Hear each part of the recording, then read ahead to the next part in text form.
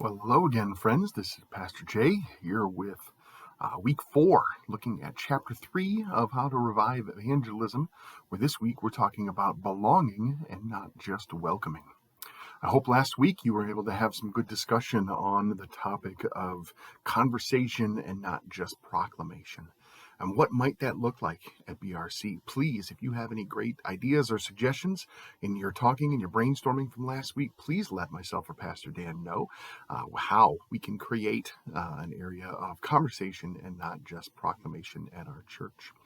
Same goes for today. We will finish up our group today talking about ways that we can individually or as a small group or as a church can be a place where people belong a little bit more through radical hospitality. But we'll get to that term in just a little bit.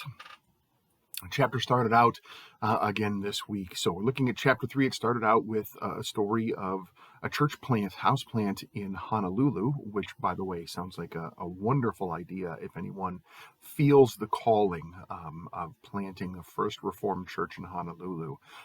Talk to me about that. I think that's a great idea. And I'm only partly kidding.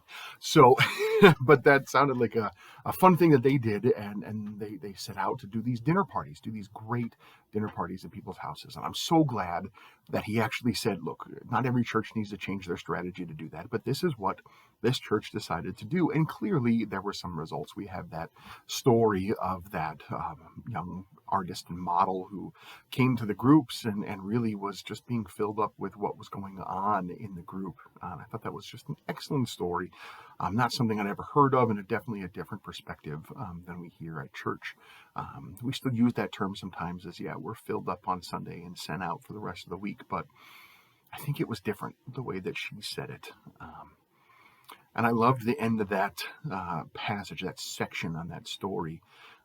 Talks about, we don't need to change church per se, but if we are going to see this new generation of people come to know Jesus in a meaningful way, so that's the younger generations, and if we're going to equip this generation of Christians with evangelism tools that work, we have to become hosts who are aware of what people are looking for, and what people are looking for is a sense of belonging.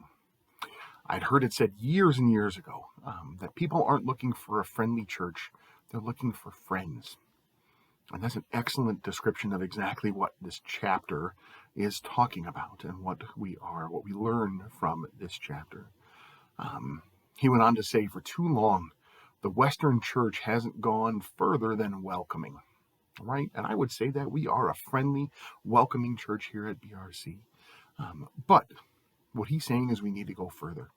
We're seeing the fruit of that subtle exclusion, eroding evangelism effectiveness, declining church attendance, and greater distance from impacting the lives of those around us. It's not a great sentence. I wanted to highlight it, though, because it does kind of share the problem that we have. If we're just a friendly, welcoming church, that's not enough.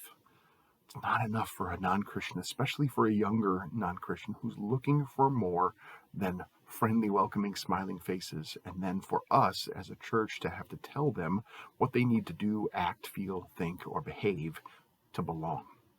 What we need to do is create a space where people belong, and then that affords us the right to then teach them what the Bible says about how to act, think, do, feel, etc. It's a small distinction, and I hope you caught it in there, is that belonging needs to come first before we can earn the right to talk to certain people. And again, it's not even just us. We're trying to make them feel like they belong. And by being a good host, by being a good steward of what God has given to us. So that's what we're going to be thinking about. I want to go a little bit more in depth on some of those things, but that's the chapter for this week. And my goal for us is to get a little creative and think about how we can do that. How can we make people feel like they belong? And so that's the question. He actually says it later on in the chapter. He says, we work very hard to make those that we know and love feel like they belong. And I agree. But what about the outsiders that are coming in?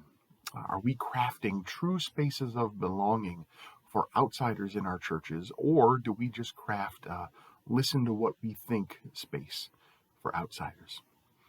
It's a good question. It goes back to even to what we talked about last week is, are we opening a space for dialogue, letting new people tell us what they think, feel, and believe, or do we continuously tell them what we believe and hopefully we think that they fit in with what we do?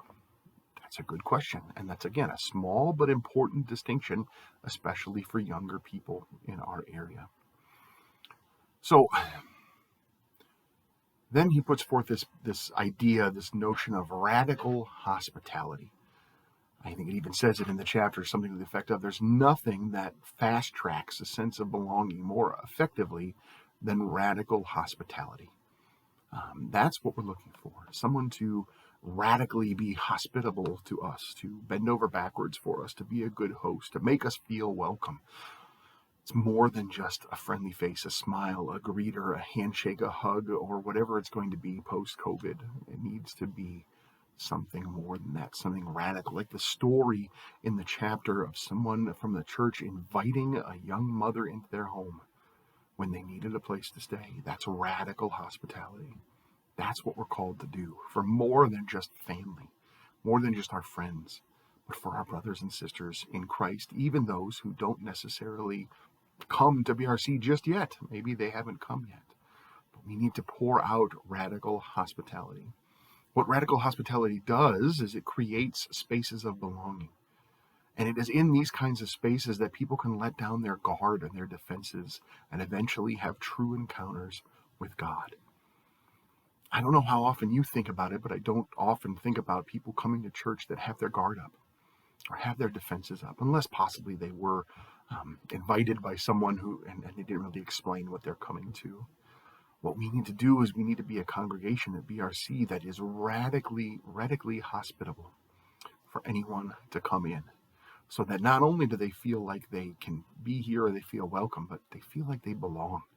No matter what they say, they can belong here. And that is much more than just words or actions. It's accepting. It's being there for someone. It's not freaking out if someone per se swears in church or in your small group. How would you react to that? Obviously, we know that's not the right thing to do, but are we able to be hospitable to someone who does that until they understand that that's not the right thing to do? Or do we believe it's our job to tell them it's not the right thing to do?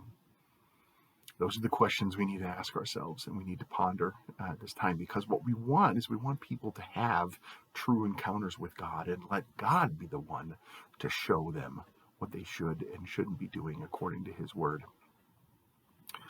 So one more point that I thought was very, very good on page 85, he makes this point. He says, let's keep in mind that we can't seek the outcome of radical hospitality in manipulative ways. People know when they're being manipulated, and especially this generation of millennials, and even more so among Gen Z, which is the next generation below, but younger than them. They can spot a fraud a million miles away. So if we as the church can consider the needs of those around us in the same way we might be on the lookout to support other church members, friends, or family, then a sense of belonging is just around the corner. So what he's saying in that statement is that we need to change the way we look at things. We don't just want to reach out to people or make friends or go to a bar or whatever with someone to try to manipulate them to bring them to Christ. We need to actually be on the lookout to support them, to give them a place to belong. What are we willing to part with ourselves to help someone else? And through that, they feel like they belong and they want to become a part of what we're doing at our church. And most importantly, what God's doing in his kingdom. That's what's important. So some practical things, my favorite part of each chapter. The practical things here in this chapter were to create a sense of welcoming and belonging. Here's what we need to do. 4 things. Start by showing up. I have learned many things in my life, but if you want to be a part of someone else's life, you have got to show up. That's the start. That's not the last piece. That's the first piece. You need to be there at whatever's going on, life, whatever they're going through. You need to show up. Number 2, once we're there, we need to act like a host. An excellent statement is not just be there for ourselves, not just specifically be there to toot our own horn or whatever we're doing. We need to be a host. We need to be a servant, is another way that God would put that, towards others. Number 3 is we need to leave space in our lives. I love, as much as we spend time together as a congregation here at BRC, friends and family, we get together, we play games, we do life together, we do church together, and that's great. But if we want to create a sense of welcoming and belonging, we need to leave space in our lives for new people to come in and to invite them in, despite what might come with them. That's step 3. And then number 4 is to break bread. And again, it doesn't have to be great. You don't have to be a professional chef to have people over your house and cook. If you want to go out to eat with somebody, that's fine. If you want to order now, because COVID doesn't, make you feel safe out in a restaurant, then order something and come back to your house and eat together. But breaking bread is one of the basic principles of making someone feel like they belong somewhere else. Especially if you invite them to bring something to the meal and be involved in it that way. What can I bring is an excellent way to make someone feel like they belong. And don't always just say, oh, no, you don't have to do anything. It's fine. We got it all covered. No, have them bring something. It can be small, but have them bring something. Just feel like they're a part of the meal and how much they can help. Those are 4 great, really practical things that we can do to make others and outsiders, if you will, people that don't go to BRC yet, make them feel like they belong and not just are welcome here at our church. The last point that he makes, we'll get into the discussion questions in just a moment, but the last point that he makes on pages 90 and 91 in the chapter says, make no mistake, biblical, radical hospitality will cost something, because it means that we are willing to create spaces and times and gatherings that aren't only about us or about those that we're comfortable with. The church should be the only institution on the planet that exists for the benefits of its non-members. It will cost us something, friends. Time, energy, effort. Time that we could be spending building ourselves up. We're going to spend that time building others up and making them feel welcome. We have to put our own feelings aside if we want to make others feel welcome. For some of us, that's a lot harder than others. And it's hard for everyone, so don't hear me singling anyone out. It's hard for us. But if we truly understand what Jesus tells us when he says to love our neighbor as ourselves, we need to be able to put ourselves aside and love on our neighbors in a real way, in a way that makes them feel like they belong. And the church needs to be the institution on the planet that exists for the benefit of its non-members. That needs to be a true statement. I believe that BRC wants to do that. I don't know if we're there just yet. So that's what I want us to discuss today at the rest of our small group time. The first question asks, do I currently believe the best and only strategy for evangelism is to get people into the church? Well, that was a huge point that was made here that they talked about, right? That's what it's been for the longest time. The pastors say, you bring them in and I'll get them converted, right? That's what we've been saying for the longest time. But that's not necessarily the best way, especially for some of our younger generations who are not coming to church in droves like we would love them to be. So that's just a very easy yes or no question. The second question is, how can I incorporate more table time with those outside the church into my personal life? What can go? What can I spend less time doing now so I can create more time to eat with those who are outside of the church in my personal life? Especially if you're a part of a family. You will need to not only create time in your life, but in your family's life to do that for others. What are things others do for me that feel like radical hospitality? That's when we now got to start thinking outside of our own shoes. What are other people doing to us that help us to feel radically hospitable? And who can I help like that? That's the next step then, is who can we make feel like that going forward? Great stuff. And then, like I mentioned earlier, we're going to get together and talk about ways that BRC or ourselves or our small group can be a place that people can belong to through radical hospitality. I truly hope that this study has been helpful for you, that this minor shift in how we think is going to be helpful for you to make people feel like they belong and not just feel friendly or welcoming. But the goal is to, make people feel radically hospitable. I don't know if that was the right phrase, but it's been a long video. It's okay. Thank you all so much. I want to finish with a quick story. Our family has been coming to BRC for 37 years.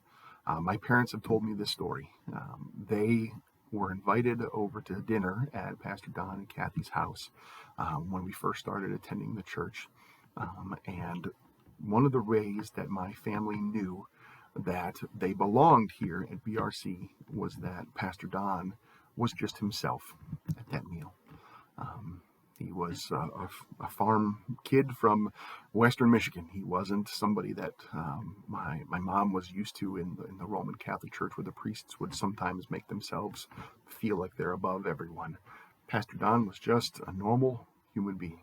So when you are radically hospitable to others, you don't have to be someone that you're not. Just be yourself and allow others to feel like they belong by not putting any barriers or any walls up or trying to live up to some idea of etiquette or what you think you have to do. But just be yourself. Invite people and see what may come. 37 years later, I am now working at the church as a pastor, and it all started at a dinner at the pastor's house 37 years ago. What can you do? That's what Pastor Don did. What can you and your group do to make people who are new feel like they belong? Thanks so much for listening. I hope you have some great discussion and have a good night. Bye-bye.